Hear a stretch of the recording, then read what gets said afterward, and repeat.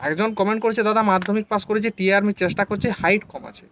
ঠিক আছে, তো হাইট কম আছে এটা তো সমস্যা হবে না টি আর্মি। দেখো 8 পাস, 10 পাস, 12 পাস, এই ব্যাপারটা হচ্ছে কি 18 থেকে 42 বছর পর্যন্ত টি আর্মির জন্য তুমি অনলাইন করতে পারবে, ব্যাপারটা বুঝলে তো।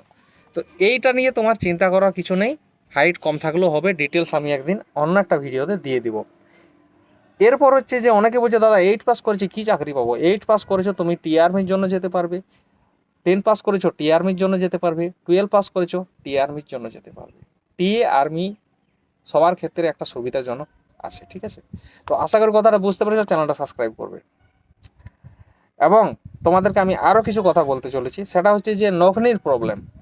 নখনির প্রবলেম থাকলে আমার শর্ট ভিডিও দেখবে, আমি নখনির জন্য বলেছি পা বেঁধে বালিশ লাগিয়ে ঘুমাবে, ধীরে ধীরে ঠিক হয়ে যাবে। মুখে মেকআপ করে যারা ভাবছো যে আমাদের চেহারা খুব সুন্দর হয়েছে, অনেকে বলছে দাদা আমার দাগ পড়ে গেছে, কি সমস্যা হবে। তো এই জন্য আমি বলি ফালতু মেকআপ লাগিয়ে টাকা নষ্ট করে লাভ নেই। ঠিক আছে, এর থেকে ভালো হয় যে তুমি ফিটকিরি ব্যবহার করে মুখের অনেক সমস্যার সমাধান হয়ে যাবে। এরপর অনেকে জিজ্ঞেস করছে দাদা 2026 এসএসসিজিডি ভ্যাকেন্সি কবে বেরোবে। এটা বেরোবে, এটা নিয়ে চিন্তা করতে হবে না। তোমার পরের